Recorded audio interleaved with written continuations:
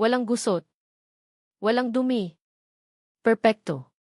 Ito ang mga salitang paulit-ulit na sinasabi ni Charis Villanueva sa kanyang isipan habang pinapasadahan ng tingin ang kanyang refleksyon sa salamin ng crew lounge. Ang kanyang uniforme bilang isang senior flight attendant, isang navy blue na blazer na may gintong mga buttons, puting blusa, at pencil skirt, ay tila isang baluti. Isang baluti laban sa anumang gulo, sa anumang hindi inaasahang pangyayari. Sa loob ng halos 10 taon sa industriya, ang imaheng ito ang kanyang inalagaan. Si Charis Villanueva, ang propesyonal, ang mahusay, ang hindi nagkakamali. Ang flight ngayong araw papuntang Dubai ay hindi lang ordinaryong lipad. Ito ang kanyang assessment flight para sa posisyong cabin crew supervisor. Ang rurok ng lahat ng kanyang pagsisikap. Ngumiti siya sa sarili niyang refleksyon. Isang ngiting kontrolado, puno ng kumpiyansa. Handa na siya. Ngunit biglang umugong ang kanyang cellphone sa ibabaw ng mesa. Hindi isang beses, hindi dalawa, kundi sunod-sunod na panginginig, na tila ba may emergency. Kumunot ang noo ni Charis. Sinilip niya ang screen. Puno ito ng mga notification mula sa iba't ibang social media apps at gossip news sites. Shocking! Kilalang flight attendant, nahuli sa aktong may kasamang photographer sa isang hotel. Sino si Charis Villanueva? Ang anghel sa himpapawid, may itinatago palang lihim. Isang malamig na takot ang biglang gumapang sa kanyang dibdib. Nanginginig ang kamay niyang pinindot ang isang link. Bumungad sa kanya ang isang litrato. Isang litratong tila kinuha ng patago. Nasa loob siya ng isang hotel room, nakaupo sa gilid ng kama. Sa tabi niya, isang lalaki, ang photographer na si Marco De Leon, na nakahubad baro, tila kagigising lang. Ang ilaw sa kwarto ay madilim, nagbibigay ng isang malisyosong anino sa kanilang mga mukha. Hindi. Hindi ito totoo. Napailing si Charis, pilit na iwinawaksi ang imahe sa kanyang isipan. Pero habang nag-scroll siya pababa, mas marami pang litrato ang bumungad. Isang kuha kung saan nakasandal ang kanyang ulo sa balikat ni Marco. Isang kuha kung saan magkalapit ang kanilang mga mukha, tila ilang pulgada na lang ang pagitan bago maglapat ang kanilang mga labi. Ang bawat anggulo, bawat pagkakakuha, ay sinadyang magkwento ng isang gabing puno ng pag-iibigan, isang kwentong kailanman ay hindi nangyari. Bumalik sa kanyang alaala ang nag-iisang pagkakataong nakasama niya ang lalaking iyon. Isang event ng kumpanya, 3 linggo na ang nakalipas. Si Marco De Leon ang opisyal na photographer. Nag-usap sila. Tungkol sa trabaho. Tungkol sa ganda ng mga ilaw sa venue. Nagbiruan pa nga sila ng sandali dahil natapunan niya ng wine ang sapatos nito. Pero hanggang doon lang iyon. Isang pag-uusap na propesyonal at walang mali siya. Paanong nauwi sa ganito? Charis. Isang tinig mula sa kanyang likuran ang pumutol sa kanyang pag-iisip. Napalingon siya. Ang kasamahan niyang si Ilani ay nakatingin sa kanya, ngunit ang mga mata nito ay mabilis na bumaba sa hawak niyang cellphone. Nakita ni Charis ang pagbabago sa ekspresyon ni Lani, mula sa pagiging palakaibigan, naging halong awa at pag-usisa. Okay ka lang, tanong ni Lani, pero ang tono nito ay tila alam na ang sagot. Hindi nakasagot si Charis. Naramdaman niya ang unti-unting pagbabago ng hangin sa loob ng lounge. Ang dating masayang kwentuhan ng mga crew ay napalitan ng mga bulungan.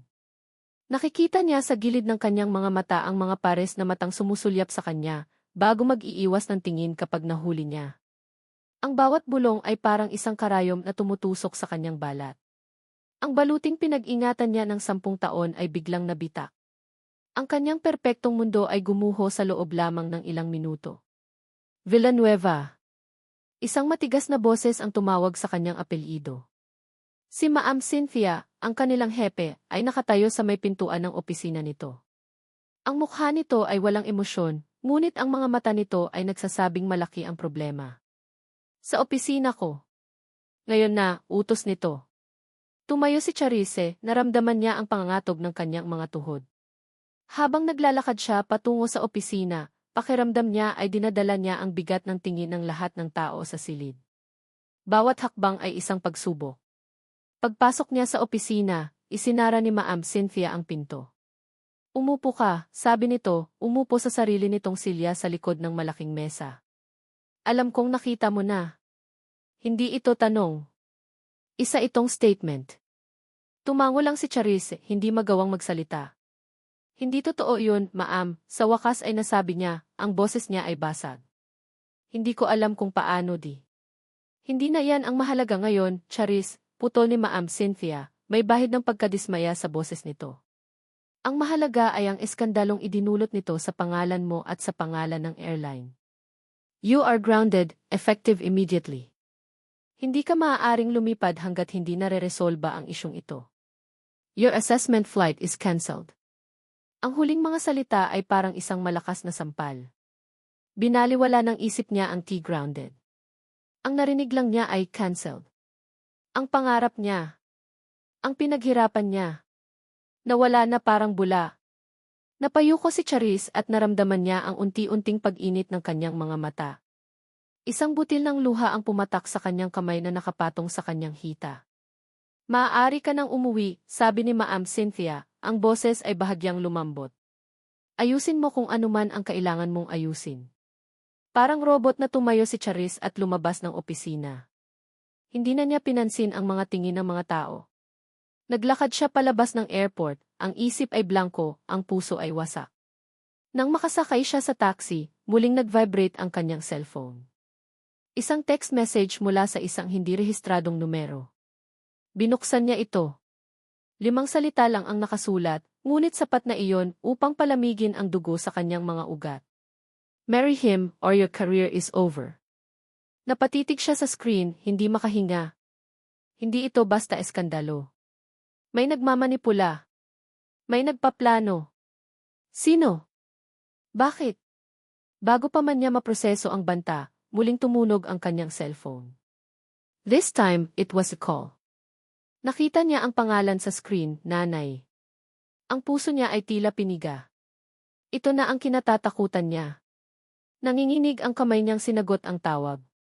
Hello, Naiti. Anak T. Ang boses ng kanyang ina mula sa Laguna ay nanginginig, puno ng pag-aalala at kalituhan. Anak, ano itong nabalitaan namin? Ang amoy ng kemikal sa loob ng madilim na silid ay ang nagsisilbing kanlungan ni Marco De Leon. Dito sa kanyang darkroom, siya ang may kontrol. Siya ang nagdedesisyon kung aling anino ang palalabasin, kung aling liwanag ang bibigyang diin. Hawak niya ang isang litratong dahan-dahan niyang inilulubog sa developer solution. Isang imahe ng isang matandang mangingisda sa may dalampasigan ng Batangas, ang bawat kulubot sa mukha nito ay nagkukwento ng habang buhay na pakikipagsapalaran sa dagat. Ito ang sining niya. Ito ang buhay na pinili niya, malayo sa gulo, malayo sa mga responsibilidad na pilit niyang tinatakbuhan. Ngunit ang kapayapaang iyon ay biglang binasag ng isang marahas na pagring ng kanyang cellphone. Hindi ito ang karaniwan niyang ringtone. Isang nakakabinging tunog na para lamang sa iisang numero. Isang numerong dasal niya ay hindi na muling tatawag pa. Sinagot niya ito, naramdaman ang biglang panlalamig ng kanyang mga kamay. Hello? Marco, Hijo, bati ng isang pamilyar at malamig na boses sa kabilang linya. Isang boses na kabilang sa kanyang pinakamalalim na bangungot.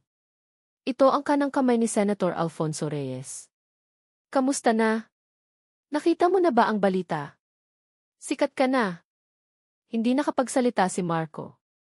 Ang amoy ng kemikal ay tila biglang naging nakakasulaso. Ang mga anino sa silid ay tila nabuhay at gumapang palapit sa kanya. Alam niya. Sa unang segundo pa lang na makita niya ang mga litratong kumalat kaninang umaga, alam na niya kung sino ang may gawa. Hindi ito nagkataon lang.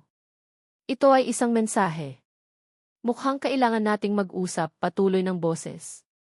May utang ka pa sa senador, tandaan mo. Isang utang na kailangan mo ng bayaran. Biglang bumalik sa isipan ni Marco ang isang gabing. Maulan, maraming taon na ang nakalipas.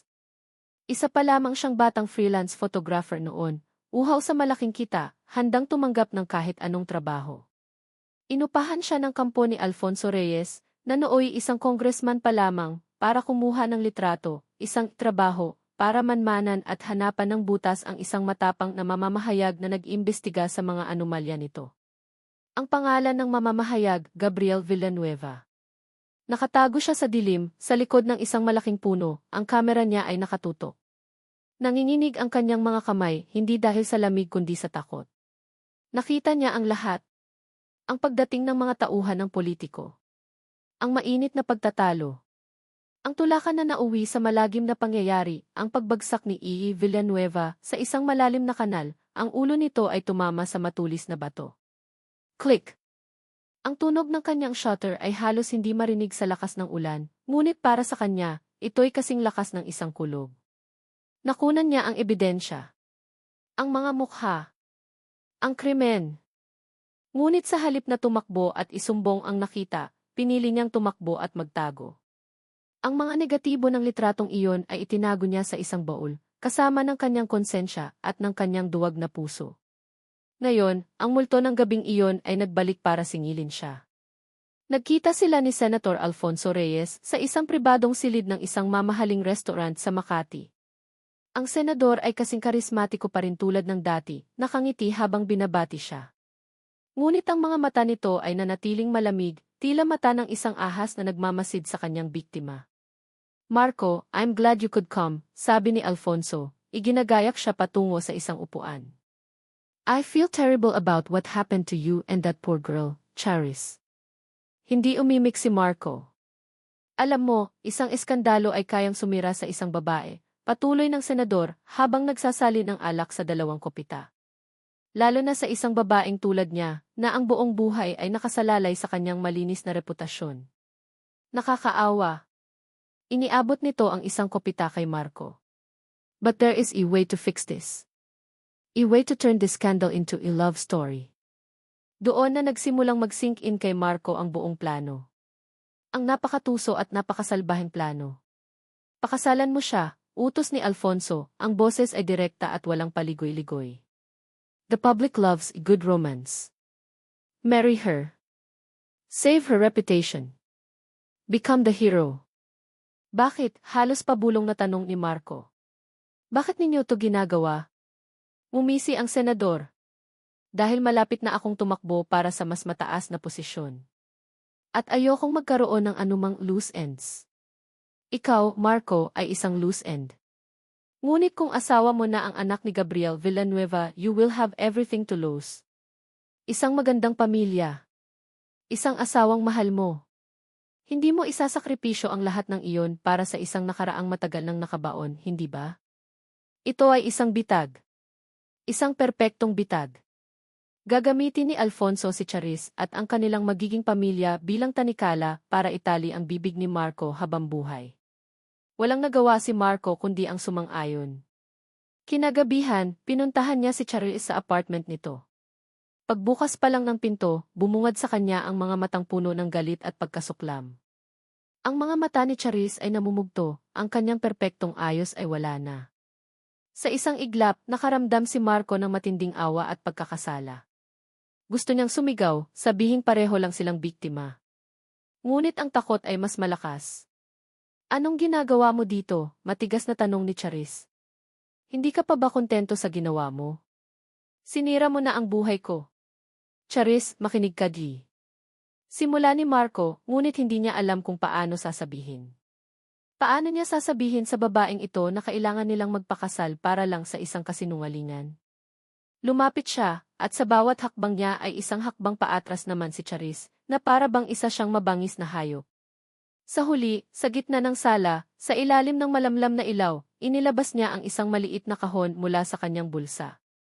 Isang kahong binili niya kanina, na walang anumang emosyon. Charis, sabi niya, ang boses niya ay halos hindi lumalabas. Pinilit niyang salubungin ang mga mata nito. For both our sakes we need to get married. Isang tawang walang saya ang kumawala sa mga labi ni Charis. Nagpapatawa ka ba? Matapos mong sirain ang lahat sa akin, ito ang solusyon mo. Ito lang ang paraan, pakiusap ni Marco, ang desperasyon ay gumuhit sa kanyang mukha. Para matigil na to, para sa karir mo. Para sa pamilya mo. Binuksan niya ang kahon. Isang simpleng singsing na may maliit na diamante ang nasa loob. Isang simbolo ng pag-ibig na alam nilang pareho na hindi totoo. Napatingin si Charis sa singsing tapos sa mukha ni Marco. Ang galit sa mga mata niya ay dahan-dahang napalitan ng kawalan ng pag-asa. Nakita niya ang katotohanan sa sinabi ni Marco. Nasa bingit siya ng pagkawala ng lahat. At ang lalaking ito, ang sanhi ng kanyang problema, ay siya ring nag-aalok ng kaisa-isang at pinakamasakit na solusyon.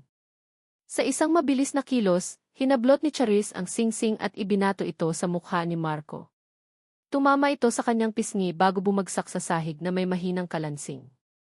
Nakatayo lang sila roon sa gitna ng nakabibinging katahimikan. Maya-maya, dahan-dahang yumuko si Charis.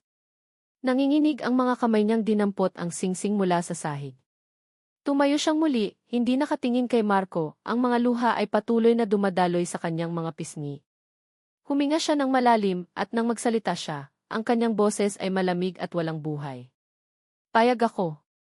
Nakahinga ng maluwag si Marco, ngunit ang ginhawa ay agad na napalitan ng kirot nang marinig niya ang kasunod na sinabi nito.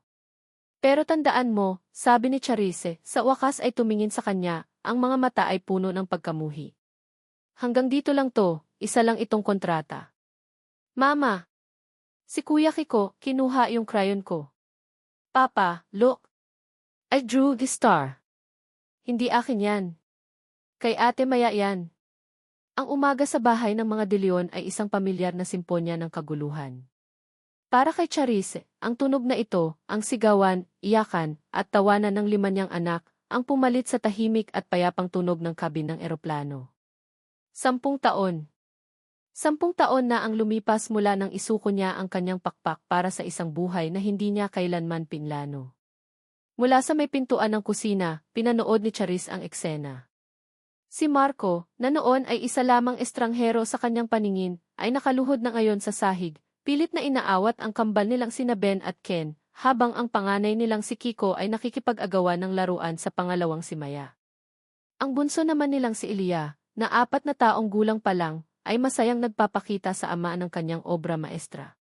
Okay, tama na yan, malumanay na sabi ni Marco, ginugulo ang buhok ng kambal. Ben, bigyan natin si Ken ng ibang kulay. Maya, mamaya bibili tayo ng bagong art set, promise ni Papa. At ikaw naman, aking little star, binuhat nito si Elia, ang galing-galing mo. Isang maliit na ngiti ang sumilay sa labi ni Charis, bago niya ito mabilis na binura. Sa loob ng 10 taon, ang kasunduan nila ay nanatiling hindi nababanggit, ngunit laging naroroon, isang kontrata. Ngunit sa paglipas ng panahon, ang mga linya ay nagsimulang lumabo. Ang kasal na nagsimula sa isang eskandalo ay dahan-dahang nagkaroon ng sarili nitong buhay. Naging magaling na ama si Marco. Naroroon siya sa bawat school meeting, bawat city conference, bawat lagnat sa kalagitnaan ng gabi. Ang dating lalaking may malungkot na mga mata at malayang espiritu ay naging haligi ng tahanang hindi nila parehong ginusto, pero ngayon ay kanilang pinagsasaluhan. At si Charise, natagpuan niya ang sarili na dahan-dahang bumibigay. Isang gabi, 2 linggo na. Ang nakalipas ay inatake siya ng isang matinding trangkaso. Buong gabi siyang nilagnat at hindi mapakali sa higaan. At buong gabi, naroon si Marco sa kanyang tabi. Hindi ito umalis. Siya ang nagpupunas ng maligamam na tubig sa kanyang noo, siya ang nagpapainom sa kanya ng gamot, siya ang matyagang nagbabantay hanggang sa makatulog siya. Naalala ni Charis ang isang sandali sa kalagitnaan ng gabi. Nagising siya at nakita niya si Marco na nakaupo sa silya sa tabi ng kama, nakatingin sa kanya, ang mga mata ay puno ng pag-aalala. Walang kamera. Walang pagkukunwari. Tanging isang asawang nag-aalala. Okay ka na ba? Tanong nito, ang boses ay halos pabulong. Tumango lang si Charis, at sa sandaling iyon, nakalimutan niya ang kontrata. Nakalimutan niya ang mapait na simula. Ang naramdaman lang niya ay ang init ng pag-aarugang iyon. Isang init na matagal na niyang hindi naramdaman. Ngayon, habang pinagmamasdan niya ang kanyang mag-aama, hindi niya maiwasang isipin, ito na ba ang ibig sabihin ng maging masaya? Pwede na ba akong maniwala na totoo ito? Lingid sa kaalaman ni Marco, may isang lihim na ginagawa si Charis. Sa tuwing umaalis ito para sa kanyang mga photography gig, binubuksan niya ang lumang laptop nito. Doon, sa isang folder na pinangalanang Key Family, nakatago ang libo-libong litrato. Hindi ito mga litratong pang-magazine o pang-exhibit. Ito ay mga litrato nila. Isang kuha ni Kiko noong unang araw nito sa eskwela, nakangiti pero bakas ang kaba. Isang kuha ng kambal na mahimbing na natutulog, magkayakap. Isang kuha niya ni Charis na nakangiti habang pinapatulog si Ilya. Mga sandaling hindi niya namalayang kinukunan pala ni Marco. Sa bawat litrato, nakikita niya ang pagmamahal. Ang pagmamahal na hindi kailanman sinabi ni Marco sa salita, ngunit malinaw na isinisigaw ng bawat kuha ng kanyang kamera. Ahem. Naputol ang pag-iisip ni Charis nang maramdaman niya ang presensya ni Marco sa kanyang likuran. Malalim yata ang iniisip ng mahal na reyna, biro nito. Iniisip ko lang kung paano natin patatahimikin ang 5 maliliit na halimaw na to, sagot niya, pilit na pinapanatili ang kanyang seryosong tono. Ngumiti si Marco. Isang ngiting umaabot sa mga mata nito. Hayaan mo na. Sila ang musika ng bahay na to. Kinagabihan, may family event sa eskwelahan ng mga bata. Sa kauna-unahang pagkakataon sa loob ng maraming taon, dumating sila bilang isang buong pamilya na hindi dahil sa obligasyon. Habang pinapanood nila si Maya na sumasayaw sa stage, naramdaman ni Charis ang kamay ni Marco na dahan-dahang hinawakan ang kanyang kamay. Hindi niya ito binawi. Sa halip, hinayaan niyang manatili ang mga daliri nito na nakakapit sa kanya. Tumingin siya sa kanilang magkakaugnay na mga kamay, tapos sa mga anak nilang masayang nanonood sa unahan. Isang perpektong larawan ng isang masayang pamilya. Isang larawan na maaaring paniwalaan na niya. Ang pag-aalinlangan sa kanyang puso ay nagsimulang mapalitan ng isang munting pag-asa. Kinabukasan, sa kanilang ika-10 anibersaryo ng kasal, isang petsang hindi nila kailanman ipinagdiwang, isang delivery man ang nag-abot sa kanila ng isang malaking lona ng mga puting rosas. Walang pangalan ng nagpadala. Kinuha ni Charis ang maliit na card na nakasuksok sa mga bulaklak. Nanginginig niyang binasa ang sulat kamay na mensahe sa loob. A beautiful family. Keep it that way. Isang pamilyar na kilabot ang biglang bumalik sa kanyang sistema. Hindi ito isang pagbati. Isa itong babala. Napatingin siya kay Marco. Nakita niya ang pagbabago sa mukha nito. Ang ngiti at ang init sa mga mata nito kanina ay biglang naglaho. Napalitan ito ng isang madilim na anino, isang anino ng takot na matagal na niyang hindi nakikita. Ang anino na nakita niya sa mga mata nito 10 taon na ang nakalipas. Ang kontrata. Ang kasunduan. Ang mapait na katotohanan sa likod ng kanilang iperpektong kipamilya. Lahat ay biglang bumalik. Ang munting pag-asang nagsimulang sumibol sa puso ni Charis ay biglang nilukob ng isang malamig na takot. Ang kanilang tahimik na buhay ay isang kasinungalingan lamang pala na anumang oras ay maaaring bawiin. Para kay Marco, ang mga puting rosas na iyon ay hindi simbolo ng pag-ibig o paggunita. Ang mga iyon ay isang paalala. Isang tanikalang biglang humigpit sa kanyang liig matapos ang 10 taon ng huwad na kalayaan. Ang bawat araw pagkatapos noon ay naging isang paglalakad sa alambre. Ang tawa ng kanyang mga anak, ang mga ngiti ni Charis na minsan-minsan na niyang nasisilayan, lahat ay may kasamang anino ng takot. Ang pag-anunsyo ni Senator Alfonso Reyes ng kanyang kandidatura bilang Vice-Presidente ng Pilipinas ay ang nagpatunay ng kanyang pinakamasamang hinala. Ang mukha ng senador ay nasa lahat ng dako, sa telebisyon, sa mga dyaryo, sa mga dambuhalang billboard sa EDSA. Sa bawat pagngiti nito sa publiko, pakiramdam ni Marco ay para siyang tinititigan ng direkta, isang tahimik na babala na ang kanilang kasunduan ay nananatiling buhay. Nagsimula siyang maging paranoid. Bawat hindi pamilyar na kotse na nakaparada sa tapat ng kanilang bahay, ay tinititigan niya ng matagal. Bawat tawag mula sa hindi rehistradong numero ay nagpapakaba sa kanyang dibdib. Ang dark room na dati niyang kanlungan ay naging kulungan, hindi na niya mahanap ang kapayapaan sa pagitan ng mga anino at liwanag. Okay ka lang ba? Tanong sa kanya ni Charis isang gabi habang nag-aayos siya ng mga gamit sa kanyang camera bag, ilang araw ka ng balisa. Pinilit ni Marco na ngumiti. Pagod lang siguro. Dami kasing trabaho. Isang kasinungalingan. 2 linggo na siyang hindi tumatanggap ng anumang malaking proyekto, takot na iwan ang kanyang pamilya ng matagal. Magpahinga ka naman, sabi ni Charis. May bakas ng tunay na pag-aalala sa boses nito, isang bagay na nagdulot ng halo-halong kirot at saya sa puso ni Marco. Paano niya sasabihin dito na ang dahilan ng kanyang pagkabagabag ay ang parehong demonyong nagsimula ng kanilang pamilya? Upang ilayo ang kanyang sarili sa tensyon, nagpasya si Charis na gawin ang isang bagay na matagal na niyang ipinagpapaliban, ang linisin ang kanilang bodega. Ang maliit na silid na iyon ay naging tambakan ng mga lumang gamit, mga sirang laruan, at mga kahon na hindi pa nabubuksan mula noong lumipat sila. Para sa kanya, ang pag-aayos ay isang paraan ng pagkontrol, isang paraan upang ibalik ang kaayusan sa isang mundong biglang naging magulo. Habang nag-aayos siya ng mga lumang gamit, sa ilalim ng isang tumpok ng mga magazine, natagpuan niya ang isang lumang bowl na gawa sa kahoy.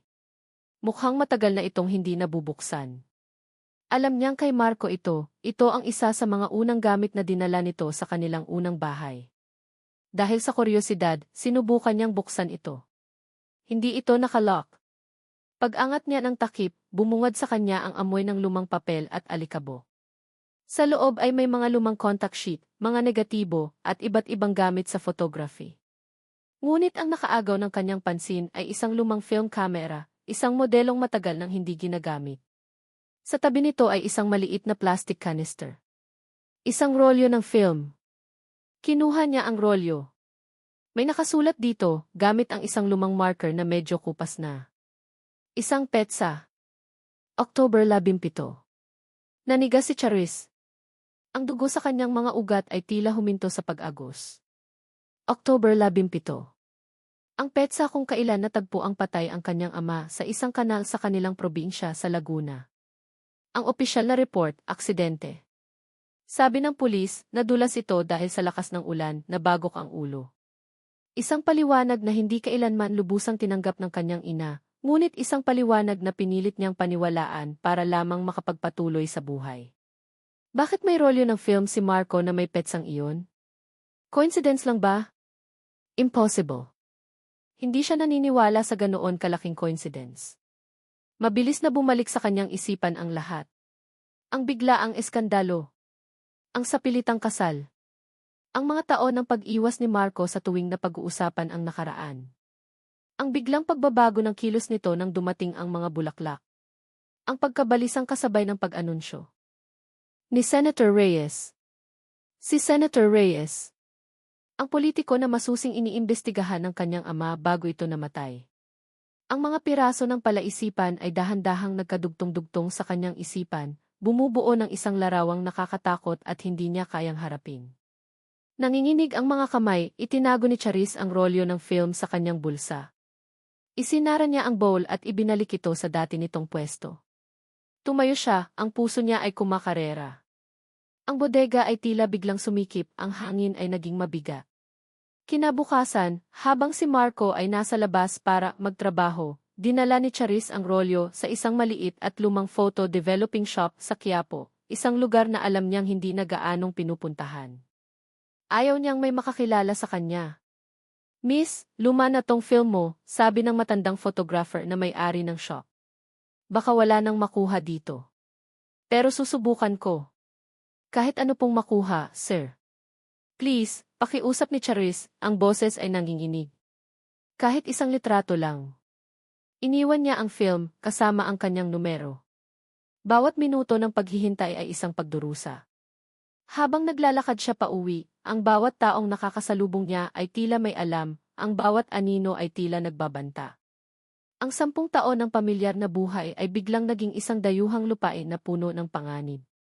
Pag-uwi niya, naroon na si Marco, naglalaro kasama ang mga bata sa sala. Tumatawa ito, ang tunog na dati nagdudulot ng init sa kanyang puso ay ngayon nagbibigay sa kanya ng kilabot. Tinitigan niya ang kanyang asawa, ang ama ng kanyang mga anak, ang lalaking dahan-dahan na niyang natutunang mahalin. Sino ka ba talaga, Marco? Ano ang itinatago mo sa akin? Tumunog ang kanyang cellphone. Isang text message. Mula sa Photoshop. Ma'am, ready na po for pick-up yung mga litrato. Hawak ni Charis ang isang malaki at kulay kapeng sobre na para bang isa itong bomba na anumang oras ay sasabog. Nakaupo siya sa loob ng kanyang kotse, nakaparada sa isang tahimik na kalye, ilang kanto ang layo mula sa kanilang bahay. Hindi niya magawang umuwi. Hindi pa. Huminga siya ng malalim bago dahan-dahang binuksan ang sobre. Nanginginig ang kanyang mga kamay habang inilalabas ang mga bagong develop na litrato. Ang unang litrato ay malabo at madilim. Kuha sa isang maulang gabi. May 3 lalaki na nakapalibot sa isang tao. Kahit malabo, nakilala niya ang hubog ng katawan, ang ayos ng buhok, ang suot na damit. Iyon ang kanyang ama. Ang puso niya ay nagsimulang tumibok ng napakabilis. Sa pangalawang litrato, mas malinaw na ang mga mukha. Ang kanyang ama ay nakikipagtalo sa mga lalaki. Baka sa mukha nito ang tapang at determinasyon, mga katangiang namana niya rito. Sa pangatlong litrato, nagsimula ang tulakan. Sa pang-apat, nakita niya. Sa likuran ng mga nagkakagulong lalaki, sa ilalim ng isang puno, may isa pang anino. Isang aninong may hawak na kamera. At sa ikalimang litrato, ang pinakamalinaw sa lahat, isang malapitang kuha sa isa sa mga lalaking nanulak sa kanyang ama. Ang mukha nito ay pamilyar. Ito ay isa sa mga kilalang alalay ni Senator Alfonso Reyes. Napasinghap si Charis, napatakip ng bibig. Ang hangin ay tila naubos sa loob ng kotse. Hindi ito aksidente. Pinatay nila ang kanyang ama. At si Marco ay nandoon. Nakita niya ang lahat. Kinunan niya ng litrato ang lahat. Ang pagmamahal na dahan-dahan niyang naramdaman para kay Marco sa loob ng 10 taon ay biglang napalitan ng isang naggangalit na apoy ng galit at pagtataksil. Lahat ay kasinungalingan. Ang pagiging mabuting ama, ang pag-aalaga, ang mga tingin na akala niya ay puno ng pagmamahal, lahat ay parte ng isang malaking pagpapanggap para pagtakpan ang pinakamadilim na sikreto. Nang makauwi siya, nadatnan niya si Marco sa sala, nagbabasa ng libro habang natutulog na ang mga bata. Sa pagpasok niya, tumingala ito at ngumiti. Hi! Gabi ka na yata. Ang ngiting iyon, na dati nagpapakalma sa kanya, ngayon ay parang lason. Hindi siya sumagot. Nilapag niya ang sobre sa lamesa sa pagitan nilang dalawa. Ang tunog ay mahina ngunit sa katahimikan ng gabi, ito ay parang isang putok ng baril. Kumunot ang noo ni Marco. Ano yan? Buksan mo, utos ni Charis, ang boses niya ay malamig at walang emosyon. Nag-aalangang kinuha ni Marco ang sobre. Nang makita niya ang mga litrato, ang kulay sa kanyang mukha ay biglang nawala. Para siyang nakakita ng multo. Ibinalik niya ang mga litrato sa sobre at tumingin kay Charis, ang mga mata ay puno ng pagkasindak. Charis, saan mo to nakuha? Hindi yan ang tanong, Marco, giit ni Charis, ang boses ay nagsimula ng manginig sa pinipigilang galit. Ang tanong ay, bakit nasa iyo to? Anong ginagawa mo doon? Bakit hindi mo sinabi sa akin? Hindi ko alam ang sinasabi mo di. Tanggi ni Marco, umiling-iling. Huwag kang magsinungaling, sigaw ni Charis, hindi na napigilan ang sarili. Ang mga luha ng galit ay nagsimula ng mamuo sa kanyang mga mata. 10 taon, Marco. 10 taon mo akong niloko. Pinakasalan mo ako para itago ang sikreto mo, hindi ba? Ginamit mo ako. Ginamit mo ang mga anak natin. Hindi, Charis, hindi totoo yan, desperadong sabi ni Marco, tumayo at sinubukang lumapit sa kanya. Huwag kang lalapit, hiyaw niya, na paatras. Ang bawat hibla ng kanyang pagkatao ay nagsusumigaw ng pagkasuklam. Sino ka ba talaga, Marco? Ano ang kinalaman mo dito? Sa gitna ng kanilang mainit na pagtatalo, biglang tumunog ang cellphone ni Marco. Isang text message. Kinuha niya ito at habang binabasa, nakita ni Charis ang takot na muling gumuhit sa mukha ng kanyang asawa. Isang takot na mas malalim pa kaysa sa pagkahuli sa kanyang kasinungalingan. Ipinakita sa kanya ni Marco ang screen ng cellphone. Isang litrato. Ang 5 nilang anak, masayang naglalaro sa park kaninang hapon. Isang kuha mula sa malayo gamit ang isang telephoto lens. Isang kuha na hindi si Marco ang kumuha. Kasunod ng litrato ay isang text message, masayang pamilya. Huwag nating hayaang may masamang mangyari sa kanila. Kasabay noon, muling tumunog ang telepono ni Marco. Isang tawag. Sinagot niya ito at inilagay sa speakerphone. Ang boses ni Senator Alfonso Reyes ang pumuno sa tahimik na silid, malamig at puno ng kapangyarihan. Marco, my boy. Narinig kong may problema kayo dyan, sabi ng senador. I just want to remind you of our arrangement. Your silence for a victory. Your family for your silence. A fair trade, isn't it? Ang boses ng senador ay ang huling patak na nagpaapaw sa lahat. Ang mundo ni Charis ay gumuho. Ang kanyang pamilya ay hindi isang pamilya, ito ay isang insurance policy. Ang kanyang mga anak ay hindi mga biyaya, sila ay mga hostage. Napasalampak siya sa sofa, ang lakas ay tuluyang nawala sa kanyang mga tuhod. Ang galit ay napalitan ng isang napakalamig at nakakaparalisang takot. Tumingin siya kay Marco, hindi na bilang isang taksil, kundi bilang isang kapwa bilanggo sa hawlang binuo ni Alfonso Reyes. Nawala na ang lahat. Ang pag-asang itinayo niya sa loob ng 10 taon. Ang imahe ng isang masayang pamilya. Ang kaligtasan ng kanyang mga anak. All is lost. Pinatay ni Marco ang tawag. Tumingin siya kay Charis, ang mukha ay puno ng pagkatalo at pagsisisi. Ang mga luha ay malayang dumaloy sa kanyang mga pisngi. Charis T. Sabi niya, ang boses ay basag at puno ng sakit. Kailangan nating mag-usap. Mayroon akong dapat sabihin sa'yo. Ang sala, na dati puno ng tawanan at ingay ng mga bata, ay nababalot ngayon ng isang mabigat at nakabibinging katahimikan. Nakaupo si Charis sa sofa, ang mga braso ay nakayakap sa sarili na parabang pinipigilan ang kanyang pagkatao na gumuho. Si Marco naman ay nakatayo sa kabilang dulo ng silid, malapit sa bintana, tila isang estranghero sa sarili niyang pamamahay. Ang mga litrato ay nanatiling nakakalat sa lamesa sa pagitan nila, mga piraso ng isang nakaraang pilit nilang tinakasan, ngunit ngayon ay nasa harapan na nila. Nagsimula ang lahat dahil sa pera, panimula ni Marco, ang boses niya ay mahina at garalgal, hindi nakatingin kay Charis kundi sa dilim sa labas ng bintana. Bata pa ako noon, Charis. Freelance photographer, walang permanenteng trabaho. Gutom sa oportunidad, handang kunin ang kahit anong raket. Huminto siya sandali, tila muling binabalikan ang bawat detalye sa kanyang isipan. Isang araw may kumontak sa akin. Isang malaking kliyente raw. Ang kailangan lang, subaybayan at kunan ng litrato ang isang subject. Malaki ang bayad. Sobrang laki para sa isang baguhang tulad ko. Hindi na ako nagtanong ng marami. Tinanggap ko agad. Ang subject ay ang papa mo. Sa pagbanggit niya sa ama ni Charis, napapikit ito ng mariin. Ang bawat salita ni Marco ay isang kutsilyong dahan-dahang bumabaon sa kanyang puso. Ang utos sa akin, hanapan siya ng butas. Isang babae, isang sugal, kahit ano. Kahit anong pwedeng gamiting panira sa kanya. Pero wala akong nakita, Charis. Wala, patuloy ni Marco, ang boses ay puno ng pait. Ang papa mo mabuting tao siya. Araw-araw, sinusundan ko siya. Mula sa opisina niya, sa mga interview, hanggang sa pag-uwi niya. Walang bahid ng dungis. Ang tanging kasalanan niya ay ang pagiging masyadong matapang sa pag-imbestiga kay Alfonso Reyes. Dahan-dahan siyang lumingon at sa wakas ay tumingin kay Charis. Ang mga mata niya ay puno ng isang sakit na ngayon lang nakita ni Charis, isang sakit na dala-dala niya sa loob ng maraming taon.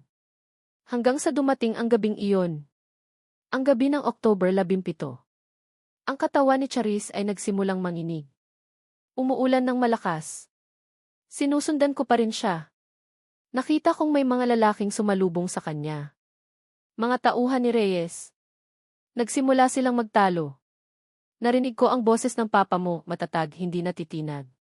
Sinasabi niyang ilalabas niya ang lahat ng ebidensya laban kay Reyes.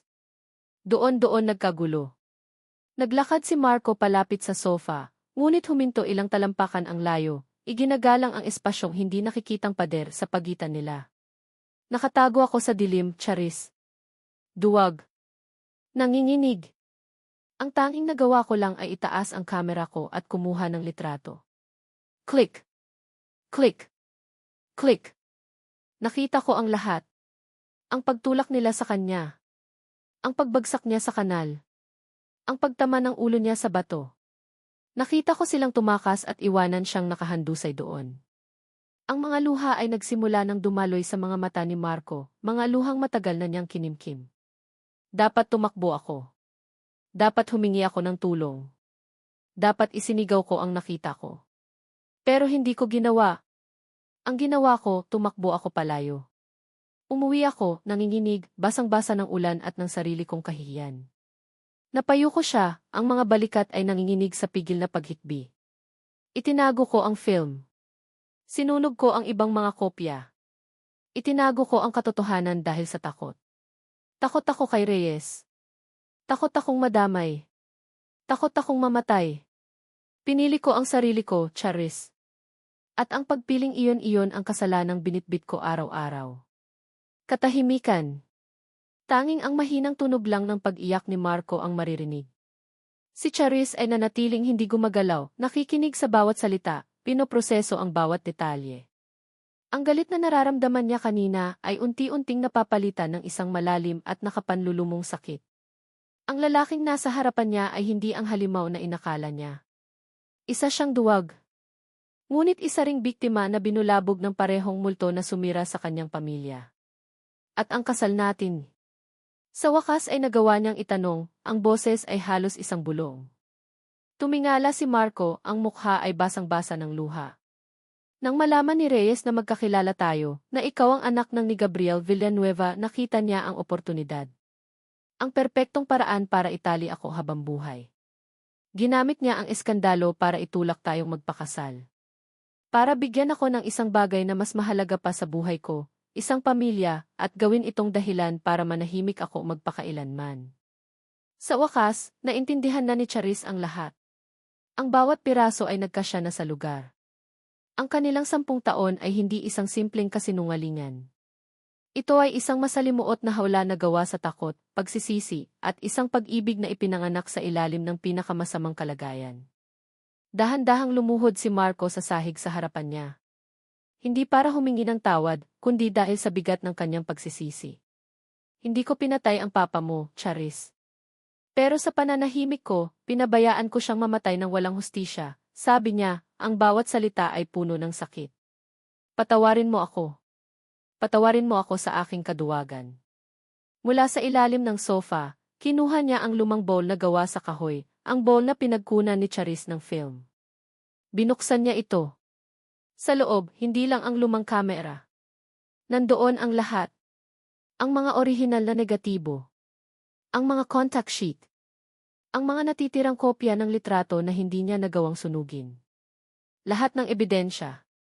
Itinulak niya ang bowl sa sahig papunta sa paanan ni Charis.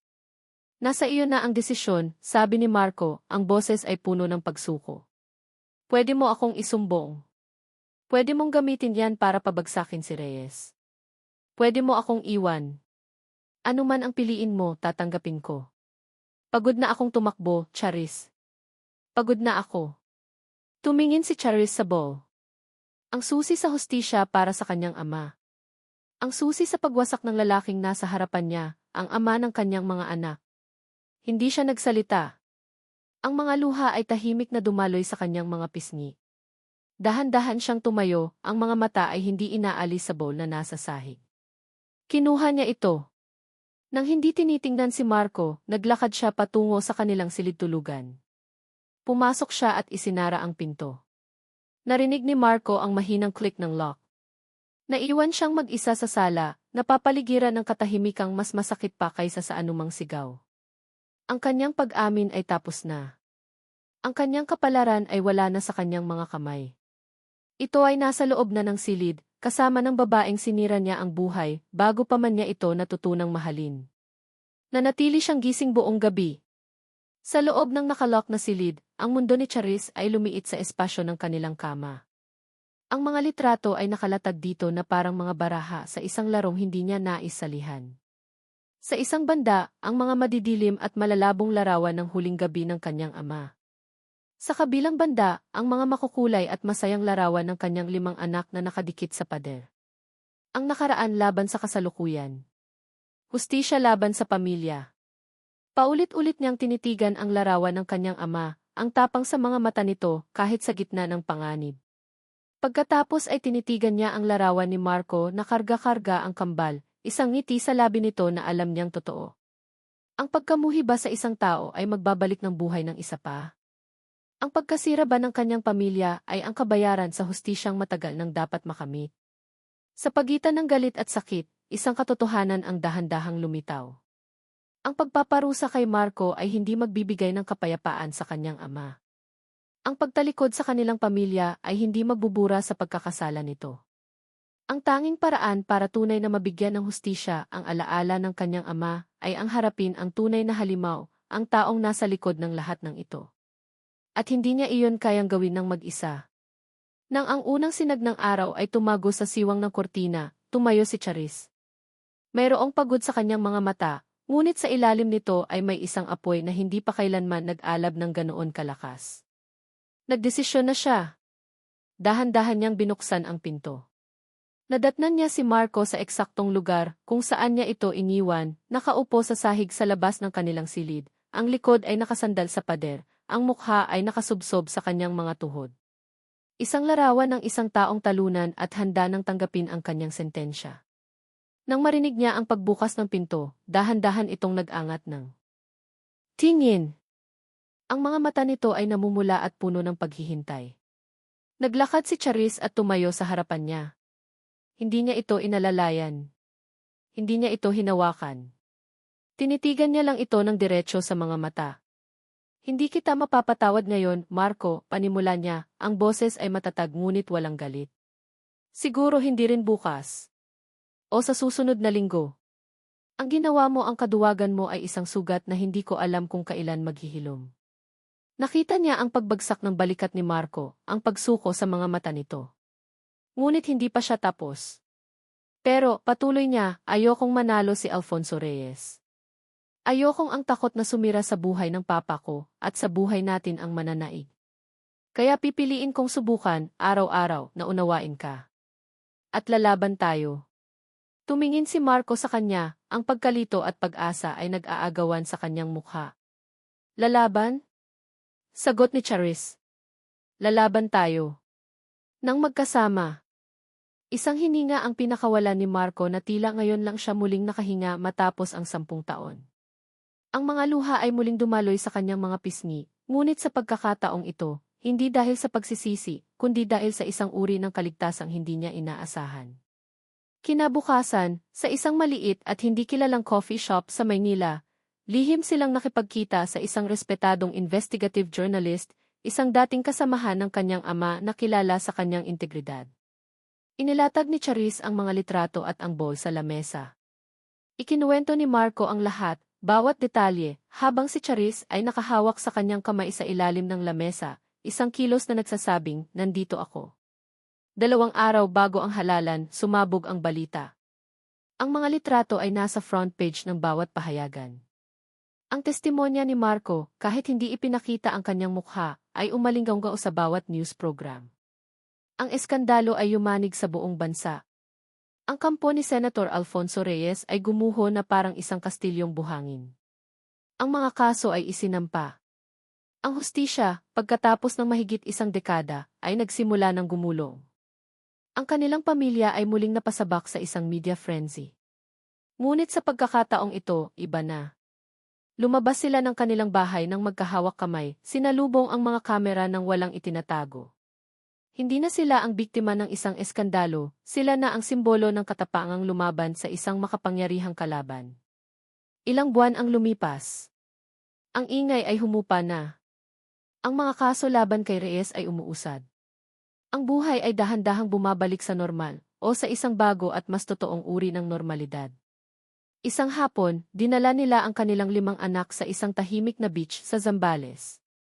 Habang ang mga bata ay masayang nagtatakbuhan at naghahabulan sa dalampasigan, magkatabing nakaupo sina Charis at Marco sa buhangin, pinapanood ang paglubog ng araw. Wala nang mga sikreto. Wala nang takot. Tanging ang payapang tunog lang ng mga alon at ang halakhak ng kanilang mga anak. Naramdaman ni Charis ang kamay ni Marco na muling humawak sa kanyang kamay, tulad ng ginawa nito sa school event noon. Ngunit ngayon, iba na ang kahulugan. Hindi na ito isang kilos ng pag-asa o pag-aalinlangan. Ginumamela niya ang kamay nito, isang mahigpit na pagkapit na puno ng lahat ng hindi nila masabi sa salita. Isang pagkapit na nagsasabing, nalampasan natin to. Tumingin sila sa isa't isa. Sa mga mata ni Marco, nakita ni Charis ang pasasalamat at isang pag-ibig na malaya at dalisay. Sa mga mata naman ni Charis, nakita ni Marco ang pagpapatawad, isang pagpapatawad na hindi pa buo, ngunit isang pagpapatawad na pinipiling umusbong araw-araw.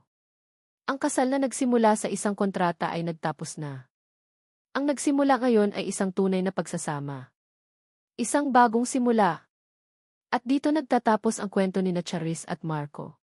Maraming salamat sa inyong walang sawang pagsubaybay at pakikinig. Bawat kabanata ng kanilang paglalakbay ay isinulat ng may pag-asa na ang kanilang kwento ay hindi lamang magbibigay ng aliw, kundi mag-iiwan din ng isang aral sa ating mga puso. Habang isinusulat ko ang kanilang pinagdaanan, mula sa mapait na simula hanggang sa matamis na pagbangon, naramdaman ko ang bigat ng bawat desisyon, ang sakit ng bawat pagtataksil, at ang init ng bawat yakap ng pagpapatawad. Nais kong iparating sa pamamagitan ni Charis at Marco na ang tunay na pag-ibig ay hindi perpekto. Ito ay magulo, masakit at puno ng mga pagsubok. Ngunit sa gitna ng lahat ng ito, ang pag-ibig ay isa ring pagpili, isang pagpili na magpatawad, isang pagpili na umunawa, at isang pagpili na lumaban para sa mga taong mahalaga sa atin, kahit gaano pa kahirap. Sana ay napulutan ninyo ng inspirasyon ang kanilang katatagan at ang walang hanggang kapangyarihan ng pag-asa.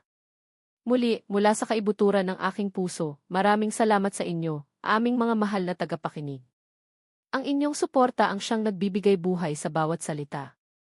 Hanggang sa ating muling pagsasama sa susunod na kwento.